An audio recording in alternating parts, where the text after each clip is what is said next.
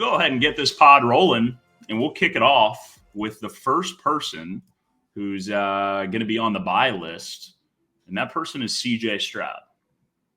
Yeah, so Stroud, tough year last year. Keep trade cut, which is just, don't crucify me. We're using that as our ranking figure here for the most part. He's QB 11, and he has his value worth the 2025 1-2 specifically if you haven't done your rookie drafts yet. So he's 23 years old, going on 24, entering year 3. Had a tough year last year. O-line kind of fell apart. Wasn't able to get those big throws off down the field. 2023, he had 20 of those, what they call in PFF big time throws, and only 1 turnover off of those deep passes. And then last year kind of regressed back to the mean. He had 20 touchdowns to 12 interceptions. So they fired their OC, Bobby Slowick, which was kind of a shock as he was in the head coaching cycle the year before, and also fired their O-line coach. They traded their left tackle, Jeremy Tunsil, big name, to the Commanders, and they also got rid of former first-round pick Kenyon Green, and also cut veteran Shaq Mason from their line. On top of the O-line being awful, you have wide receiver injuries all over the place. Tank Dell went down in week 16 with a dislocated kneecap, torn ACL, MCL, and LCL, along with meniscus damage. Diggs went down with an ACL tear in week 8, as Keith is well aware. And then Nico Collins missed a lot of time, honestly, throughout the year, week 6 through 10 on IR with a hamstring injury. Didn't really come back 100% from that kind of at the end of the year. Didn't look like himself. Their run game was pretty poor. They ranked in the bottom of the league in their run blocking on the O-line there.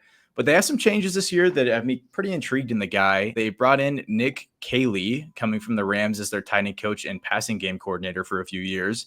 And this guy actually, to Keith's joy, Coach Gronk, along with Hunter Henry and a couple other notable tight ends on the Patriots a few years ago. So I'm taking a look at the Rams last year as the passing coordinator. They ranked 10th in the NFL in passing offense, 8th in success rate on motion plays, which they've said they're going to incorporate into the offense for the Texans here.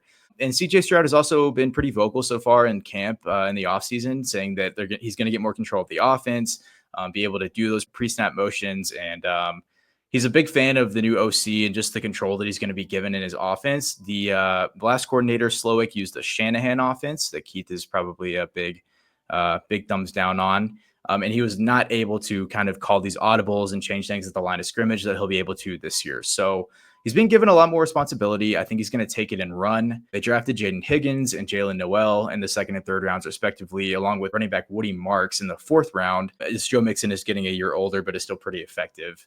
And then signed a couple of guys, Braxton Berrios, Christian Kirk, Justin Watson in free agency to kind of bolster that wide receiver room as well. So they turned over their offensive line a little bit. I wouldn't say they made it a lot better based on the signings. They have a really strong defense to kind of get some turnovers for him to get some extra possessions on the other side of the ball. So I think the main question mark with this buy is, can his O-line give him a better year, the changes that they've made? And also, what are the impacts of the rookie wide receivers? What are they going to have on this team with obviously Tank Dell being out for probably the whole year realistically, and Nico Collins coming back, who he's really establishing himself up there, like in the top, I would say top 10, top 5 wide receivers in the league if he can stay healthy. So CJ Stroud didn't do the O-line any favors, though, with his 28th ranked time to throw. It's right at 3 seconds on an average there. So he must improve that if he's going to continue to have a bad O-line. See Joe Burrow. But yeah, I like this guy. You can get him for, like I said, an early first, which I think is fine. Like he's really young. He's not even 24 yet. He has a lot of time to grow with the new offensive coordinator. This seems very promising coming from that McVay tree. So yeah, I'm buying this guy if you are rebuilding and need a quarterback. And I don't think his value gets much lower than this after a bad sophomore year that really scared a lot of people away. Yeah, I think so too. I think he's a good, I can't really classify him as like a buy low candidate, but I think if you're looking at last year, like you said, I mean, Stephon Diggs gets hurt early on, and then it's Nico Collins, and then it's Tank Dell, which, I mean, to your point, I don't even know if Tank Dell will ever be back. I mean, that's insane. It's a tough injury. Horrible injury. Like, hate to see it. And then, Stroud was sacked 52 times. That's second most in the NFL last year. So a lot of problems there with the O-line. They just have this weird high school looking protection scheme where you just see a lot of missed assignments, especially on blitzes. And I just don't think they really did a good job of protecting him at all. But now if we're looking at Houston, they're making a lot of upgrades. I mean, they signed, some veterans, Cam Robinson, Trent Brown, Laken Tomlinson in the offseason there, and then they just drafted this Ursary kid. So I think, like you said, I mean, if they're able to, do their job and protect him, give him that time in the pocket, that he'll definitely bounce back. I mean, if we're looking at his rookie season, which I probably don't even have to really run through this, but 4,000 yards, 23 touchdowns, just 5 interceptions in 15 games, averaged 275 passing yards per game, which ranked third among all quarterbacks. Finished as a QB8 in fantasy points per game that year and 8.2 yards per attempt, ranked fourth in the NFL. So, I mean, this guy can ball. I mean, I know it. Tom Brady knows it. You guys know it. I think he'll bounce back for sure. Yeah, overall, I think he's a certified dog. I know you guys hit on a lot of the points. I just don't see a world where this guy doesn't bounce back and have at least a serviceable season. Now, like with a staff that's defensive-minded like Houston, sometimes you see stuff like this, especially with you have some of the churn on the offensive staff.